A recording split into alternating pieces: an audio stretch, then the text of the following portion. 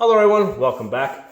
I was finishing up my workout and I was thinking about a question that I was asked by one of my customers. I want to share it with you. I was training a lady who just bought her first gun. We're about 40 minutes into the session and I'm talking about her future training plans. And she asked me if I teach gun disarm techniques. And what she's talking about is if somebody has you at gunpoint, okay, do I teach techniques so that you can disarm them? Okay, first of all, I want you guys to know that I do have a couple of, I think 2 gun disarming videos in my channel that you guys can look up. Just put gun disarm and my channel name and you'll find it.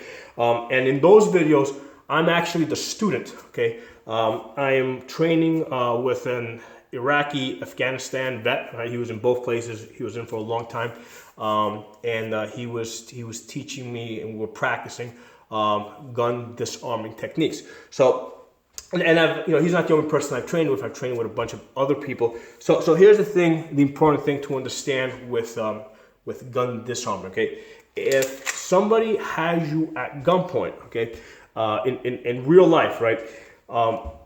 They probably have not been formally trained, so they're not going to have a straight finger off the trigger.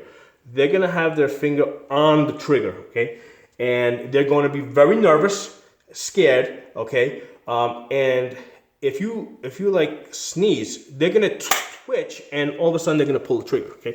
So that's the reality of it, okay. Because I've done all the gun disarming techniques, and there's quite a few of them out there, and most of them are pretty simple. Get the weapon offline, and then there's some type of a wrist lock to get it out of the hands. But that's the thing to understand, that when we're training gun disarming techniques, normally the finger's not on the trigger, even though it could be, right, for the purpose of the exercise.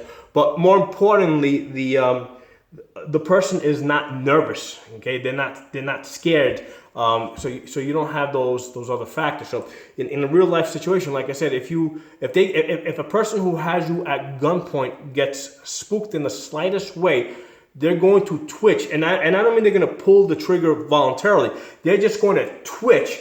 And their fingers just going to make a slight motion, because they're probably going to have some type of a single action gun, right? With the with the luck of that that we would have in that type of situation, they're probably going to have like a 1911 something with a really light trigger, right? And they're gonna twitch, and they're gonna squeeze that trigger, and they're going to shoot you without even knowing that they're about to shoot you. So they're going to shoot you involuntarily. So that's one of the things to be aware of in a real life type situation. So realistically, if somebody has you at gunpoint, right, and you don't already have the gun out, right, you're not going to beat the bullet, all right. So that bullet is going to be faster than you can move. So you're going to have to use your brain a little bit. You're going to have to try to keep them at ease. Try to talk to them calmly and slowly. If they want, if they're just looking for money, you're in luck, because that's easy. Just give them the money, let them go. So only if you're in a situation where like they're there to execute you, right? Like the guy I was training with that was in Iraq. He said that if you're captured, right? If you're captured and you see pistols come out, because normally in the Middle East when they fight with rifles. So if you see pistols come out, that's an execution. They're about to execute you, okay? So if you see a pistol, you better take that chance. So, and maybe you have a 1% chance of surviving that, but hey, that 1% chance is better than 100% that you're about to be executed, okay? So that's the reality of the situation. So I just wanted to put that into perspective as far as a lot of the gun disarming techniques, and a lot of people teach them and they're fine. They're they are good, they are valid, but they usually what I find is a lot of times the instructors don't mention the psychology that's involved. The fact that the guy's already got the finger on the trigger, and if you sneeze, he's gonna squeeze. He's gonna involuntarily squeeze that trigger.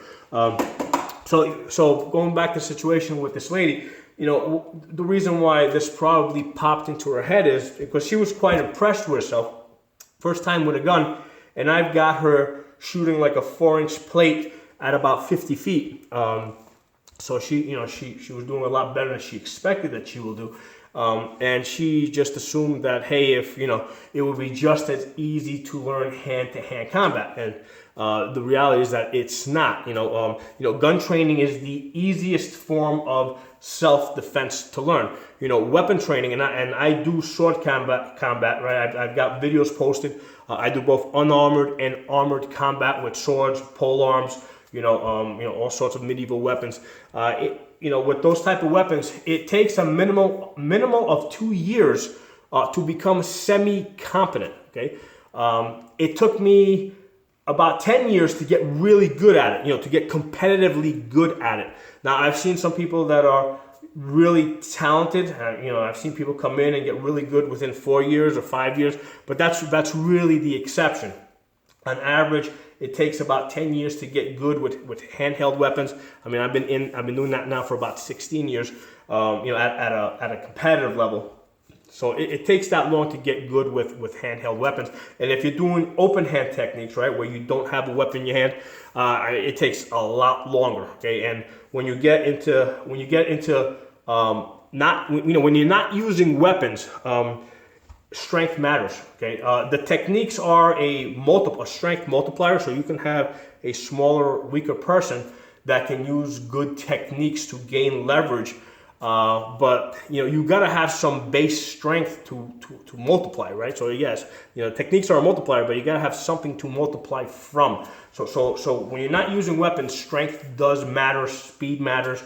All those things matter when you're not using weapons. We started chatting, and I was explaining to the lady how we're just going on with the conversation. I was explaining to her how there's a reason why democracy took hold in this country when it did, right? Late 1700s. It could not have happened in an earlier time period because around the 1700s is when guns became cheap enough, right? Muskets, right? Particularly, muskets became cheap enough that ordinary farmers could own them, right? They could buy them and could train with them and get good with them without too much effort, because farmers don't have the time to spend learning how to use complex weapons. Okay, like in the earlier centuries, right? If you go back 200-300 years before that, when they're using swords, farmers don't have the time to learn how to use swords because it takes such a long period of time. And the early muskets, right, the matchlocks and the wheel-locks, they were really expensive. So they couldn't afford those. So it wasn't until like the 1700s when muskets became cheap enough that farmers could buy them on a large scale, and basically the 98% was able to overthrow the 2%, because prior to the flintlock muskets, the 2% owned all the weapons and had all the training, right? So when muskets come along and they're cheap enough that everybody else can buy them, all of a sudden they're able to fight for freedom, and that lasted for about 100 years. So that's the sweet spot in history, right? Somewhere between the 1700s and the 1700s and mid 1800s, you got about 150 years there where the people own the same guns as the government. Okay, and then what happens after that? They start getting really expensive again, right? So you start having tanks and airplanes and battleships. So now we're at the point where that 2%, right, the ruling class, they have the advantage over us. But luckily, at this point, we all have guns, so at least we can make a respectable showing where they have to give us, some respect. At least at this point, still. Okay, I don't know what it's going to be like in the future, 100 years from now. And the founding fathers of this country were thinking ahead like that. They were thinking ahead, 100, 200, 300, 400 years. That's why they gave us that Bill of Rights. So, like I said, a couple of things I wanted to share with you with regards to gun disarm techniques. It's not like the movies. When you factor in, somebody's already got their finger on the trigger and they're nervous, and in the slightest twitch, and they're gonna, that bullet's gonna come out the barrel. If you're in that type of a situation, try to talk slowly and calmly and get the guy to relax. Rather than trying to make a fast, sudden motion. So a couple of things for you guys to think about. Anything you guys would like to add, please put in the comment section. If you're not a member of the channel, subscribe. I guess I'll go back and finish my workout now. See you soon.